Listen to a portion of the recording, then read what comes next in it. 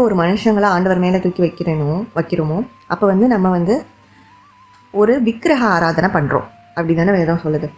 ஆண்டவர் என்ன சொல்கிறாரு? தன்னோட தாயையோ தகப்பனையோ மகளையோ மகனையோ யாரையோ என்னையும் விட அதிகமாக நேசிச்சா அவன் எனக்கு பாத்திரன் அல்ல அப்படின்னு. அப்போ ஏசப்பாவை தான் ஃபஸ்ட்டு வைக்கணும் அப்படின்ற விஷயம் இல்லாமல் இன்னும் ஒரே ஒரு பர்டிகுலர் பர்சன் மேலே அதிகமான அன்பு, அவங்க கூட உடன்படிக்கைகள், நாவினால் அவங்க கூட அதிக உடன்படிக்கைகள், நீ தான் எனக்கு எல்லாமே, நீ தான் எனக்கு உயிர், நீ இல்லைன்னா என்னால் இருக்க முடியாது, இந்த மாதிரியான வார்த்தைகள் மூலமான உடன்படிக்கைகள், செய்கைகள் மூலமாக அவங்க மேலே அபரீதமாக அன்பு வைக்கும்போது அவங்களோட வார்த்தைகளுக்கு தான் நம்ம வேல்யூ கொடுப்போம், வெயிட்டேஜ் கொடுப்போம். ஸோ அவங்க பேசுகிறது வேதத்துக்கு புறம்பாகவோ ஏசப்பா நம்ம மனசுக்குள்ளே பேசுகிறதுக்கு புறம்பாகவோ இருந்ததுன்னா அதை நம்ம அக்செப்ட் பண்ணிவிட்டு ஆண்டவரை விட்டு வழி விலகி போக வாய்ப்புகள் ஜாஸ்தி.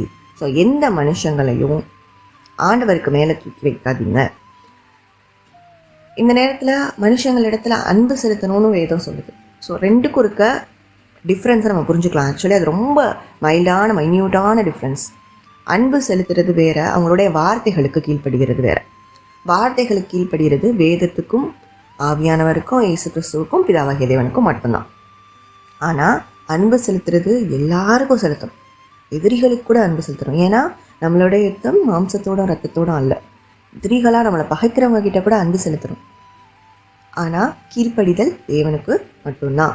அதுவும் தாண்டி பெற்றோருக்கு தேவனுக்குள்ளே கீழ்ப்படியணும், மனைவிகள் புருஷருக்கு கர்த்தருக்குள்ளே கீழ்ப்படியணும்.